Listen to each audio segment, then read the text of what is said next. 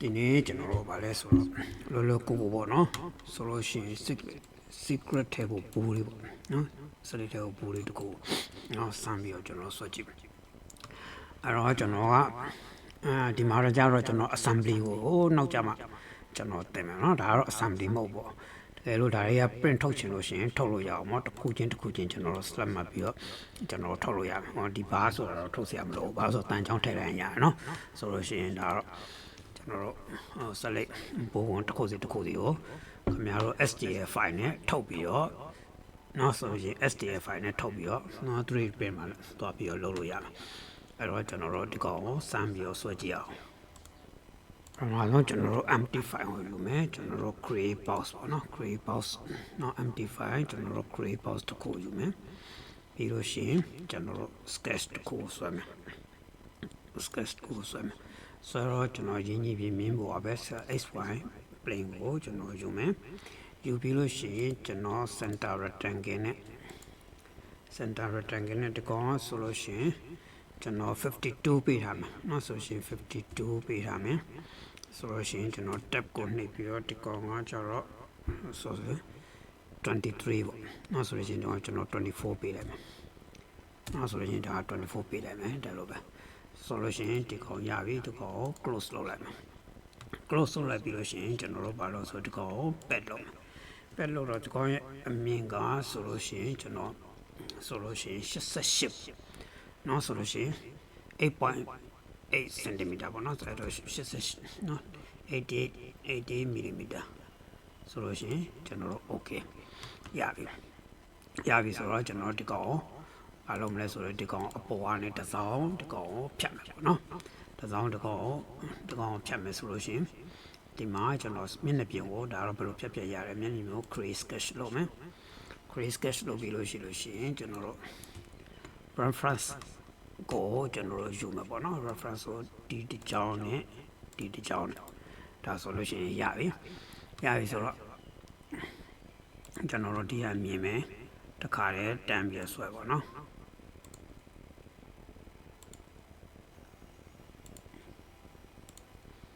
ဒါဆိုလို့ရှိရင်ကျွန်တော်တို့ပြီးပြီဆိုတော့ရှိရင်ဒီကောင်ရဲ့ dimension ကနော်ဆိုလို့ရှိရင်ဘယ်လောက်လဲဆိုရင်25ဆိုလို့ရှိရင်25ကျွန်တော်တို့ရှိမယ်ဒီကောင်ရဲ့ dimension ကဆိုလို့ရှိရင်13နော်ဆိုလို့ရှိရင်ဒါဆို fully constraint ဖြစ်သွားပြီ fully constraint ဖြစ်သွားလို့ရှိရင်ဒီကောင်ကိုကျွန်တော်တို့ pocket လောက်ပါ pocket ဆိုတော့ဒီကောင်က pocket ကတော့ through all ပေါ့နော်ဆိုတော့အကုန်လုံးဖြတ်ချလိုက်မယ်ကျွန်တော်တို့ okay ဆိုဒါဆိုရပြီအဲ့တော့ကျွန်တော်တို့နောက်တစ်ခါပြန်စပါတော့ဒီကောင်ကဒီလိုထားကြလို့မရဘူးဒီလိုထား print ကအကုန်လုံးအပြည့်ပြီး solid လုပ်လိုက်လိမ့်မယ်နော်အဲဒါအခွန်ကြီးပဲလုပ်မှာမဟုတ်အဲ့တော့ဆိုလို့ရှိရင်ကျွန်တော်ဒီမျက်နှာပြင်ကိုကျွန်တော် select မှတ်မယ် select မှတ်ပြီးတော့ဘာလို့ဆိုတော့ဒီမှာ share ဆိုတဲ့နော်ဆိုလို့ရှိရင် share thickness ဆိုနော်ဒါ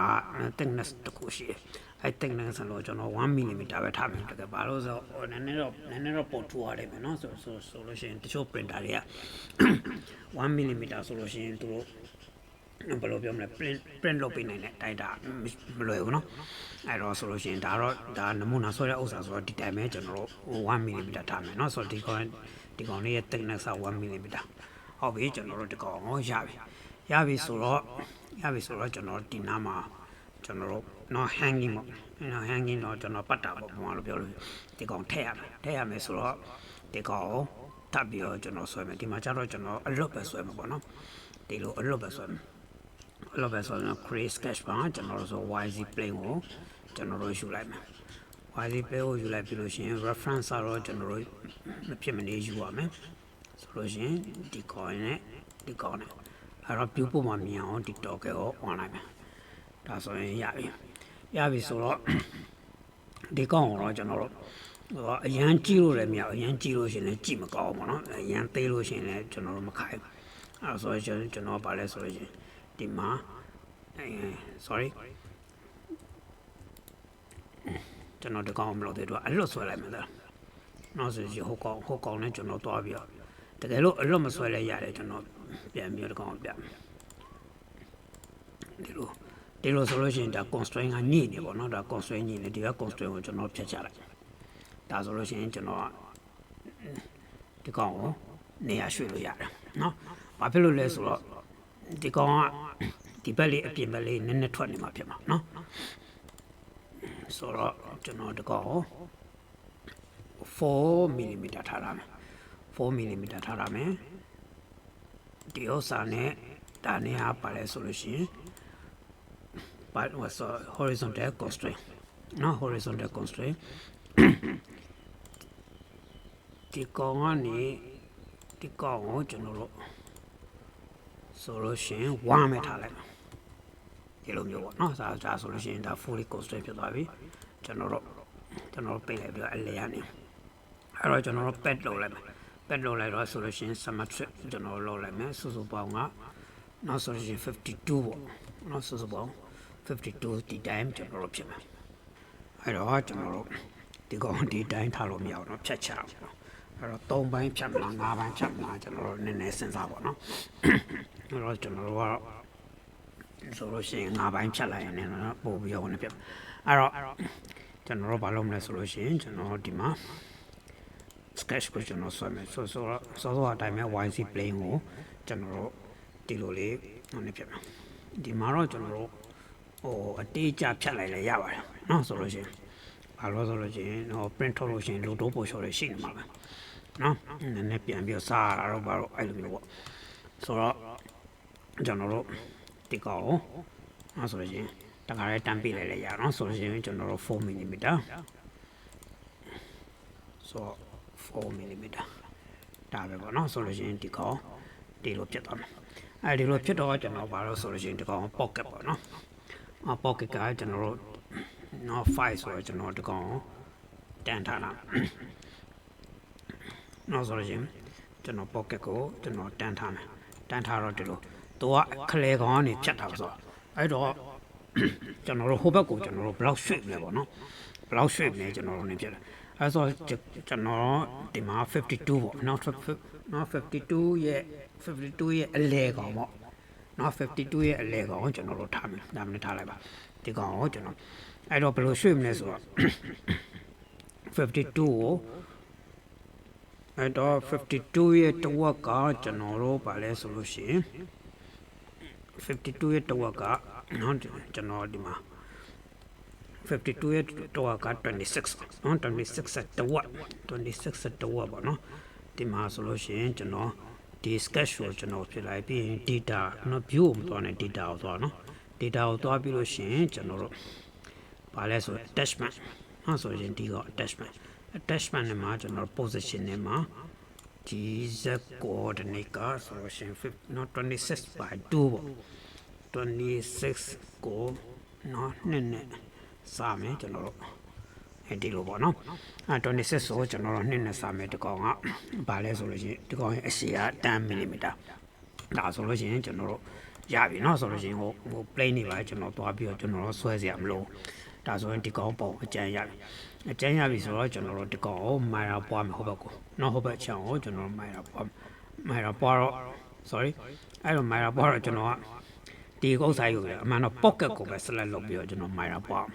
နော် pocket ကိုပဲ select လုပ်ပြီးတော့ကျွန်တော်တို့မိုင်ရာပွားတော့ကျွန်တော်တို့ဒီကောင်ရဲ့ဥစ္စာကဘာလဲဆိုလို့ရှိရင် YC plane ပေါ့အဲဆိုဘာဒီကေအားဆို YC plane ကိုကျွန်တော်ဆိုလို့ရှိရင်ဒါဆိုလို့ရှိရင်ကျွန်တော်နှစ်ခုရတယ်အဲ့တော့ခင်ဗျားတို့လုပ်ချင်ကြိုက်တဲ့အတိုင်းအတာနဲ့လုပ်ပေါ့နော်ဆိုလို့ရှိရင်ဒါကျွန်တော်တို့ okay ပဲ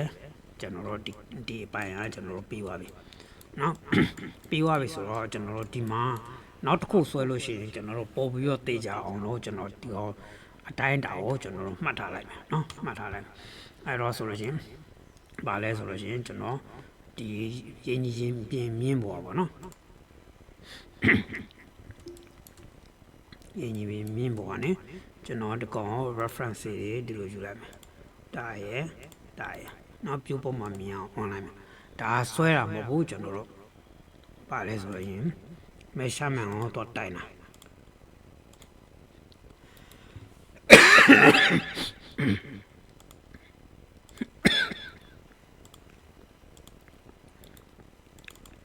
အဲ့တော့ဒီကောင်13ဒီကောင်က sorry solution 3ပေါ့နောက်ဆိုဒါ10ရှိတယ်ဒါဆိုရင်ကျွန်တော်တို့သိပြီဒီကောင်ပိတ်လိုက် ဒါဆွဲဖို့မဟုတ်ဘူးနောက်တစ်ခုအတွက်လုပ်ဖို့အစင်းသင့်ပြင်ထားတာအဲ့တော့ကျွန်တော်တို့နော်ဒါကကျွန်တော်တို့ print ထုတ်မှာဖြစ်တဲ့အတွက်ကြောင့်တစ်ခုစီကျွန်တော်တို့ဖြစ်နေဖို့လိုတယ်နော်တစ်ခုစီကျွန်တော်တို့ဖြစ်နေဖို့လိုတယ်အဲ့တော့ဒီကောင်ဆိုလို့ရှိရင်ဒါဆိုလို့ရှိရင်ကျွန်တော်တို့ပြီးပြီပေါ့နော်အဲ့တော့ဆိုလို့ရှိရင်ဒါ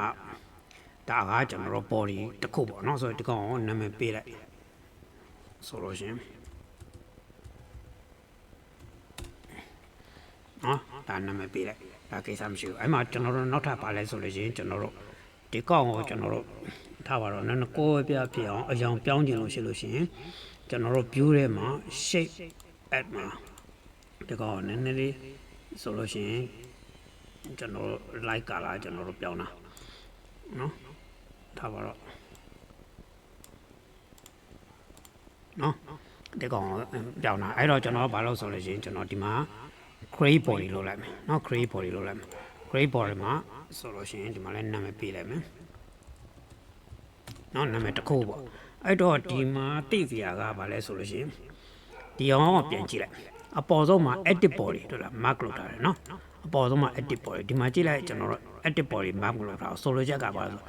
ဒီ edit body ဖြစ်နေတဲ့ဥစ္စာမှာပဲဆွဲမယ် edit body မဖြစ်တဲ့ဥစ္စာမှာသူတော့မဆွဲဘူးသဘောတရားအဲ့လိုနော်အဲ့လိုဆိုတော့ကျွန်တော်တို့ဘာလဲဆိုလို့ရှိရင်ကျွန်တော်တို့ဒီမှာ sketch လုပ်လိုက်မယ် sketch လုပ်ရတော့ဒီမှာနော်နမူနာအနေနဲ့ကျွန်တော်စမ်းဆွဲပြမယ်နော်အဲ့တော့ဒီလို sketch လုပ်လိုက်တယ်အဲ့တော့ကျွန်တော်တို့ဟာမဟုတ်ဘူးငါတို့ကစောစောကဒီ reference ကိုငါတို့လိုချင်တာပေါ့နော်ဒီမှာ reference ကိုကျွန်တော်တွားယူလို့မရတော့နော်တွားယူလို့မရတော့အဲ့တော့ဒီမှာကျွန်တော်တို့ဆွဲရတာနည်းနည်းခက်နေတယ်ဆိုတော့သဘောပေါ့နော်ဆိုရင်ဒီကောင်အဲ့တော့သူကဘယ်လိုလုပ်ရလဲဆိုလို့ရှိရင်ကျွန်တော်တို့ဒီ base ကိုကျွန်တော်တို့ slap မှတ်ပြီးလို့ရှိရင်ဒီမှာဆိုလို့ဒီမှာပေါ့နော်ဒီ icon လေးပေါ့နော် create sub object နော် shape binder ပေါ့ဒါ binder လို့ခေါ်တယ်နော်ဆိုတော့ binder ကိုကျွန်တော်တွားပြီး create လုပ်ရတယ်ဘာလို့ဆိုတော့အပေါ် reference ဆိုငါတို့နည်းနည်း create လို့ခေါ်နေဆိုတော့ reference ယူမယ်ဆိုတဲ့သဘောပေါ့နော်ဒါဒီ binder လေးဒီအစိမ်းရောင် icon လေးပေါ့ဒါဆိုလို့ရှိရင်ကျွန်တော်ဒီမှာ binder ပေါ်ပြီအပေါ်ကောင်ကျွန်တော်ပိတ်ထားလို့ရတယ်အဲ့တော့ဒီမှာ sketch ကိုကျွန်တော်တို့တွားပြီးတော့ပြန်ပြီးတော့ double click လုပ်လိုက်လို့ရှိရင်နော်စောစောဆွဲတာ double click လုပ်လိုက်လို့ရှိရင်ကျွန်တော်တို့ဒီမှာ reference อ่ะပါလဲဆိုရင်ဒီမြင်းကိုယူမယ်ကျွန်တော်တို့ဒီမြင်းကိုယူမယ်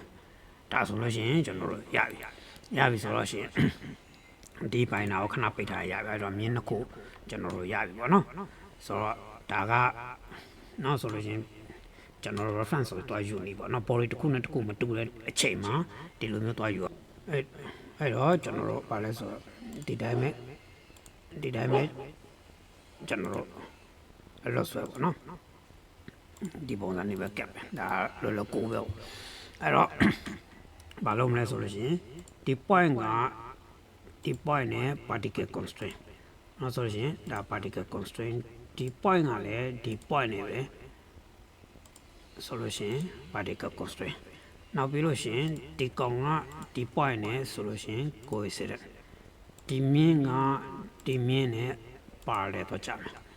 ဒါဆိုလို့ရှိရင်ကျွန်တော်တို့ပြီးပြီအဲ့တော့ကျွန်တော်တို့ဒီ distance တစ်ခုကိုကျွန်တော်တို့ပြီးလို့ရှိရင်ပြီးပြီအဲ့တော့ဒီအရှည်ကကျွန်တော်တို့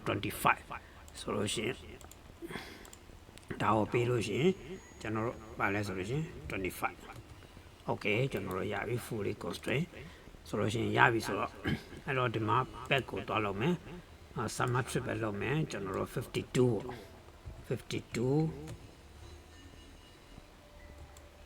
oh sorry no 52တခါလေကြားလို့ရှိရင် keyboard ကနည်းနည်းကြောက်လို့အဲ့တော့ကျွန်တော်တို့ပြီးသွားပြီပြီးတော့ဘာဖြစ်မလဲဆိုလို့ရှိရင်ကျွန်တော်တို့ဒီမျက်နှာပြင်ကိုတွားပြီးတော့ကျွန်တော်တို့ share thickness တွားပေးရမယ်နော်ဆိုရင် thickness တွားပေးရ1 mm ပဲ okay ကျွန်တော်တို့ရပြီဆိုတော့ဒီအပိုင်းကကျွန်တော်တို့ပြီးသွားပြီပေါ့နော်ဒီအပိုင်းကကျွန်တော်တို့ပြီးပြီဆိုတော့ကျွန်တော်ဒီကောင်လေးကိုနော်ဒီကောင်လေးတွေအဆောင်လေးတွေပေါ့နော်ဒီအဆောင်လေးတွေကနည်းနည်းလေးဖြတ်ချရမယ်သဘောရှိတယ်ပေါ့နော်ဖြတ်ချရမယ်သဘောရှိအဲ့တော့ကျွန်တော်တို့နောက်တစ်ခါကျွန်တော်တို့ပြန်ဆက်မယ်ဒီမှာလဲကျွန်တော်တို့ဗာလဲဆိုတော့ဒီကောင်ကိုနောက်ကကျွန်တော် hanging ကျွန်တော်ဆွဲရမယ်နော်ပိုင်နာခဏလေး on လာလိုက်ကျွန်တော်တို့ sketch နဲ့ကျွန်တော်တို့ဆိုရှင် YZ plane ကိုကျွန်တော်တစ်ချက်ယူမယ်ယူပြီးတော့ဒီကောင်နဲ့တတိုင်းနဲ့ဖြစ်နေရပါဘောနော်တတိုင်းနဲ့ဖြစ်နေရမယ့်အတွက်ကျွန်တော် reference ဒီ circle ကိုကျွန်တော်တို့ယူမှာယူပြီးတော့ရှင်ဒီဥစ္စာကိုကျွန်တော်ခဏ off ထားမယ်ဒါကို view ပုံမှာကျွန်တော်မြင်အောင်လုပ်ဒီလိုပေါ့နော်အဲ့တော့နော်ဒီနေရာမှာကျွန်တော်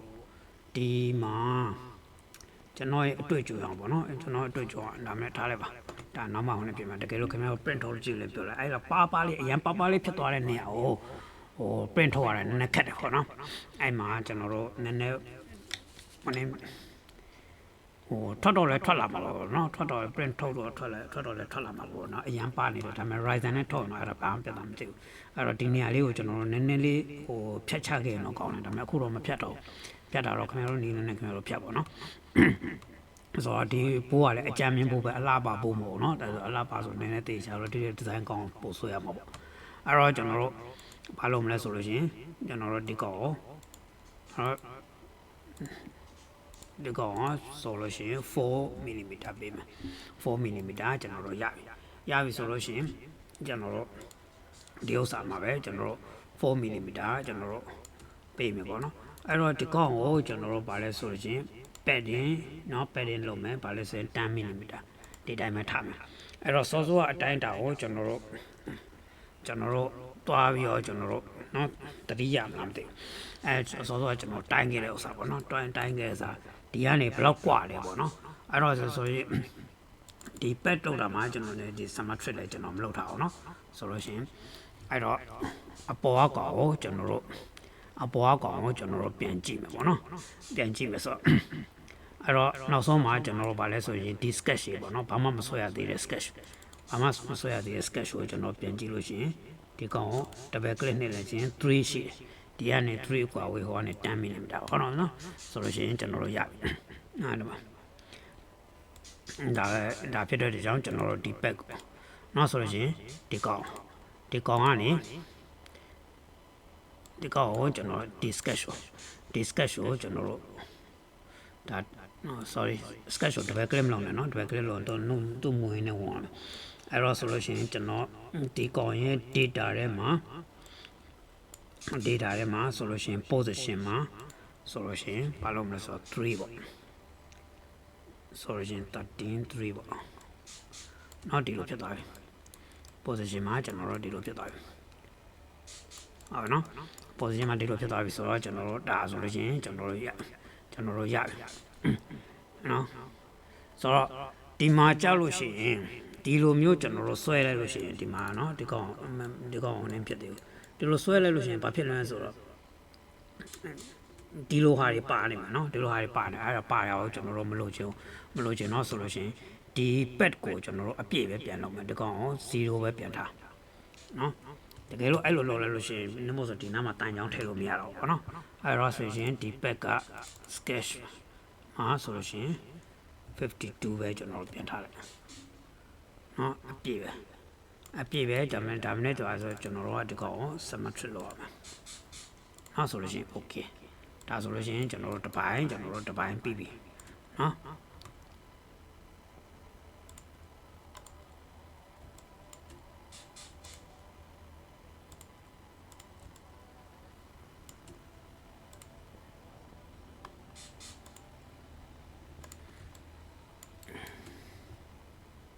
အဲ့တော့ဒီကောင်ကခလျာဖြတ်မှာနော်ခလျာဖြတ်မှာမဟုတ်ဒီကောင်ပေးရဖြတ်မှာနေမို့ဆိုလို့ရှိရင်ကျွန်တော်တို့ဒီအစွန်းတွေကကျွန်တော်တို့လောကကနဲ့ခက်တယ်နော်ဆိုလို့ရှိရင်ကျွန်တော်တို့ပေးရဒီကောင်အဲ့တော့ sorry ကျွန်တော်ကနည်းနည်းလေးဘယ်လိုပြောမလဲနည်းနည်းလေးပြောတာနည်းနည်းလေးလိုရတယ်ဆိုတာကဘာလဲဆိုလို့ရှိရင်ကျွန်တော်ကဒီ pad ကိုမလုပ်ခင်မှာကျွန်တော်တို့ဖြတ်ခဲ့ရမှာနော်အဲ့ဒါကကျွန်တော်မှားတယ်လို့ပြောပါတယ်နော်ဒီကောင်ဖြတ်ပလိုက်မှာဖြတ်ပြီးတော့မှပတ်လောက်မှာနမို့ဆိုလို့အစွန်းနဲ့တိုက်နေနိုင်မှာနော်အစွန်းနဲ့တိုက်နေနိုင်မရဘူးဒါကျွန်တော် print ထုတ်အဲ့တော့ sorry ကျွန်တော်ပြန်ရမယ်နော်ဆိုရင်ဒီ pad ကိုကျွန်တော်တို့ဘာလုပ်မလဲဆို pad ကိုဖြတ်ချပလိုက် pad ကိုဖြတ်ချရင်ဒီ sketch ချတယ်ဒီကောင်ကဘာလို့ဆိုကျွန်တော်တို့အရင်ဆုံး pocket လောက်ရမှာ ဒီကောင်ဘောနော် summer trip ကျွန်တော်တို့အကုန်လုံး through all လို့ဒီလိုဖြတ်ချပါဒီလိုဖြတ်ချပြီးမှနောက်တစ်ခါ hanging ကိုကျွန်တော်တို့တွားထည့်ရမှာပေါ့နော်ဆိုတော့ဒါကျွန်တော်မှားသွားအဲ့တော့ဘာလဲဆိုတော့ဒီနားမှာနော်အစွန်းလေးပါလေးရှိအဲ့ပါလေးကိုဖြတ်ခဲ့ရမှာအခုတော့ကျွန်တော်ဖြတ်တဲ့ဥစ္စာမပြတော့နော်အဲ့တော့ကျွန်တော်ဒီပေါ်မှာပဲကျွန်တော်ထပ်ဆွဲမယ်ဘာလဲဆိုရင်ဒီမှာကျွန်တော် YZ play နဲ့ YZ play ပေါ်မှာပဲကျွန်တော်ထပ်ဆွဲမယ်ဆိုတော့ဒီမှာဆိုလို့ရင်အဲ့တော့ကျွန်တော်တို့ reference ကိုဒီ circle ကိုကျွန်တော်တို့ယူလိုက်ပါယူလိုက်ပြီးလို့ရှိရင်ကျွန်တော်တို့ center circle နဲ့ကျွန်တော်တို့4နော်ဆိုရင်4 mm 4နောက်တစ်ခါကြလို့ရှိရင်နည်းနည်းလေး system နည်းနည်းလေးကြောက်တတ်တယ်ဒီလိုမျိုးနောက်တစ်ခါကျမရှာမှန်တော့တိုင်မှာရတဲ့အခါမျိုးတွေပဲရှိနေတယ်နော်အဲ့လိုမျိုးဆိုရင်ကျွန်တော်တို့ရပြီဆိုတော့ကျွန်တော်ဒီ binder ကိုခဏဖွင့်တော့အဲဆိုဒီကောင်ရဲ့ဒီ sketch ကကျွန်တော်တို့ပါလဲဆိုလို့ရှိရင်ကျွန်တော်တို့ position မှာ3သွား3ပေါ့အဲဆိုရင်ဒီကောင်ဒီကြားလေးမှာဆိုအဲ့တော့ခင်ဗျားတို့ millimeter သေးလေးနှုတ်ခဲ့ပေါ့နော်နည်းမဆိုအရန်ကြက်ပြီးတော့အရန်ကြက်နေတာဖြစ်မှာဒါတော့တော့လှုပ်တဲ့ခါမှာဘယ်လိုလုပ်ရင်ဘယ်လိုကောင်းလဲဆိုတော့တိအဲဆို print ထုတ်လို့ရှိရင်လည်းတကယ်ညာတချို့ဟာတွေတိတ်မတိကြတော့နော်အပေါ်ဆုံးနေပါထွက်လာတာမျိုးရှိတယ်အဲ့တော့ဒီနေရာမှာ millimeter နည်းနည်းလေးတိုးထားတာတော့ short တာတော့ဟိုအောင်လို့ပေါ့နော်ဒါဆိုလို့ရှိရင်ကျွန်တော်တို့ရပြီဆိုတော့ discuss ကိုဘာလို့မဆိုရင်ကျွန်တော်တို့ back လုပ်နောက် back လုပ်မှာဆို10 mm ပေါ့ဆိုတော့10 mm မဟုတ်ပါနဲ့ကျွန်တော် point ဆိုရင်95တို့ပါတော့အဲ့လောက်ထားခဲ့ပေါ့နော်ဆိုလို့ရှိရင်ဒါဆိုရင်ရပြီဆိုလို့ရှိရင်ဒီ back ကိုကျွန်တော်တို့ဘာလုပ်မလဲဆိုလို့ရှိရင်ဒီ back တစ်ခုတည်းကိုမိုင်တာပွားမယ်မိုင်တာဆိုဟုတ်ပဲဘာဆိုကျွန်တော်လှုပ်ထားဒီဘက်အချမ်းပဲဖြစ်နေတာဟိုဘက်ချမ်းဖြစ်အောင်ကျွန်တော်တို့မိုင်တာပွားရ back ကို select လုပ်ပြီးတော့ကျွန်တော်တို့မိုင်တာပွားမယ်ပွားတော့ဆိုရင် YZ plane ကနေကျွန်တော်ပွားမယ်ဆိုလို့ရှိရင် YZ plane ကနေဒါဆိုလို့ရှိရင် okay ရပြီဆိုတော့ကျွန်တော်ပိုင်တာဆိုတော့ reference နေနဲ့ပဲကျွန်တော်တို့နေဖြစ်တဲ့အတွက်ကြောင့်ဒီမှာကျွန်တော်တို့ပါလဲဆိုရင်ဒီကောင် base ကိုပြန်အောင်လို့ရှိရင်ဒီပုံစံမျိုးဖြစ်အဲ့တော့ကျွန်တော်တို့ဒီမှာကြတော့ဒီလိုအပေါက်မဖောက်ပဲဆိုလို့ရှိရင်အရန်သေးတဲ့ဟာတွေကြတော့ငကိုလေးအပေါက်ဖောက်ခဲ့တာတော့ကောင်းတာပေါ့နော်တကယ်လို့အပေါက်မဖောက်ဘူးဆိုလို့ရှိရင်ခင်ဗျားတို့ဒီကောင်တွေကိုတွားပြီး drain နဲ့ဖောက်နေလို့ရှိရင်အကုန်လုံးကောက်ကိုခွေးတွေအကုန်လုံးဖြစ်ကုန်ပါပေါ့နော်အဲ့တော့အပေါက်ကိုအဲ့တော့ကျွန်တော်ပထမမူလအစကိုကျွန်တော်ပဲဒီကောင်ကိုပြန်ပြီးတော့အပေါက်ဖောက်မှာပေါ့နော်အပေါက်ဖောက်ဖို့ကျွန်တော်ဘယ်လိုသွားရမလဲဆိုတာပြမယ်အဲ့တော့ကျွန်တော်ဘာလုပ်ရမလဲဆိုလို့ရှိရင်ဒီ cap နော်ဒီ cap ကို deactivate လုပ်ရမယ်ဆိုလို့ရှိရင်ဒီကောင်မကိုဖြောက်ပြီးတော့ဆိုလို့ရှိရင်ဒီ base မှာဆိုလို့ရှိရင် activate နော်ဒါ activate လုပ်လိုက်ရင်ဒီကောင်က activate ကျွန်တော်တို့ဖြစ်လာပြီဆိုလို့ရှိရင်ဒီမြင်းကိုကျွန်တော်တို့ဒါဆိုလို့ရှိရင်ကျွန်တော် sketch ကျွန်တော်တို့ဆွဲမယ်ဆိုတဲ့သဘောဆိုတော့ကျွန်တော်ဒီမှာ reference ယူမယ်ယူပြီးလို့ရှိရင်ဒီမှာပါလဲဆိုလို့ရှိရင်ဒါကကျွန်တော်တို့အကောင်လေးက2 mm ပဲရှိမှာเนาะဆိုတော့ရှင်2 mm ပဲရှိမယ်နော်တို့ပို့ရှော့နေနေလောက်ထားပါအဲ့တော့ကျွန်တော်တို့ဒီမှာ center rectangle နဲ့ပေါ့နော် center rectangle နဲ့ကျွန်တော်တို့ဒီဥစ္စာကိုကတ်ထားမယ်ဆိုလို့ရှိရင်ဒီကောင်ကဒီ center ကနေဒီ center ကိုပါလဲဆိုလို့ရှိရင် particle constraint အဲ့လိုပေးတာပြီးလို့ရှိရင်ဒီကောင်ရဲ့ dimension ကကျွန်တော်တို့ 1.2 လောက်ထားတယ်အဲ့ဒါဆိုရပြီနောက်ဒီမှာကျတော့ကျန်တဲ့ဟာတွေပါပြီးအောင်ပြင်ရှင်းနေတော့ကျွန်တော်တို့ဒီကောင်တွေကိုကျွန်တော်တို့ trim လုပ်လိုက်မယ်နော်ဆိုလို့ရှိရင်ဒီလိုရတယ်ဒါတေချောင်းတော့ကြည့်ပါနော်ဒါဒီလို trim လုပ်တော့သူကနည်းနည်းပို့ပြီးတော့တေချတယ်ဒါဘာမှပြောရရှုပ်ချက်ခတ်နေတဲ့ကောင် trim လုပ်လို့ရှိရင်တော့သူကတေချာတော့ကြည့်ရမယ်နော်အဲ့တော့ဆိုရင်ကျွန်တော်တို့ရပြီအဲ့တော့ဘာလဲဆိုရင်ကျွန်တော်တို့ pocket လုပ်လိုက်မယ် pocket ကကျွန်တော်တို့ဘာလို့မလဲ dimension နဲ့မဟုတ် through or ဟိုဘက် ကုန်လုံးကျွန်တော်ဒီကောင်မဲကျွန်တော်ပေါက်သွားတာအဲ့တော့ဆိုလိုချက်ကကျွန်တော်ဒီ cap ကိုဖြုတ်ကြည့်လိုက်ဒီကောင်အကုန်လုံးပေါက်သွားတာဟို cap နဲ့တော့မဆိုင်ဟို cap ကတတ်ထပ်ပြီးဖောက်ပါနော်ဆိုလို့ရှိရင်ကျွန်တော်တို့ okay ကျွန်တော်တို့ရပြီဆိုတော့ကျွန်တော်တို့ဒီကောင်ကို activate ပြန်လုပ်မယ်ဆိုတော့ဒီကောင် activate လုပ်လိုက်ရင်ဒီကောင်က automatically deactivate ဖြစ်သွားမယ်เนาะဒါသူ့ရဲ့သဘောတရားအတိုင်းပဲเนาะဆိုတော့တေချောင်တော့ပြန်ကြည့်ပေါ့ဒီကောင် activate ဖြစ်နေပြီကောင် activate ဖြစ်ကောင်ကိုကျွန်တော်တို့ခဏဖြောက်တာဒီမှာကျွန်တော်တို့အပေါက်ပဲယူဒနာအပေါက်ပဲဖောက်လို့ရတယ်ဆိုတော့ကျွန်တော်ဒီကောင်ကနေ create sketch เนาะ create sketch ကနေကျွန်တော် reference ကိုယူမယ်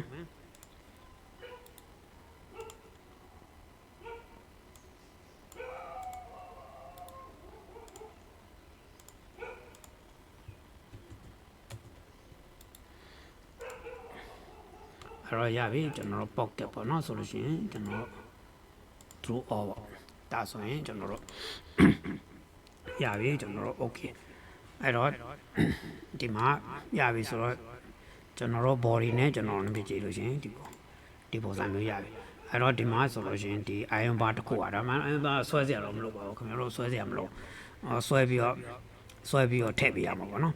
ဆွဲပြီးတော့ထည့်ပေးရမှာအဲ့တော့ဆိုရင်ဒီမှာကျတော့ဒီဥစ္စာကတော့ print ထုတ်စရာမလိုလေအပြင်ကသွားပြီးတော့ယူပြီးတော့ဟိုနေဖြစ်လိုက်ရမှာနော်ပုံစံအနေနဲ့ခင်ဗျားသူများကိုပြချင်လို့ရှိရင်ကျွန်တော်ဒီမှာဆိုလို့ရှိရင်ဒီကြထပ်ဆွဲပေါ့နော်အဲ့တော့ဒီကောင်က slide လုံးမှကျွန်တော်တို့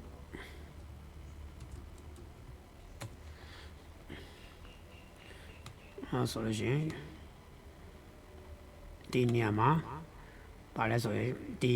ဥစ္စာ reference တော့ယူအောင်ပါနော်ဆိုတော့အဲ့တော့ဒီ cap ကိုကျွန်တော်တို့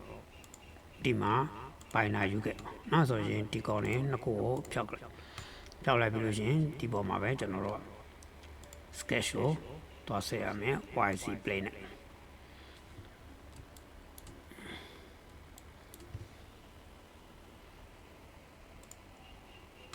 နော်ဆိုတော့ reference ကကျွန်တော်တို့ဒါကိုယူလိုက်မယ်ဒီပိုင်းနာကို off ထားလိုက်ဆိုတော့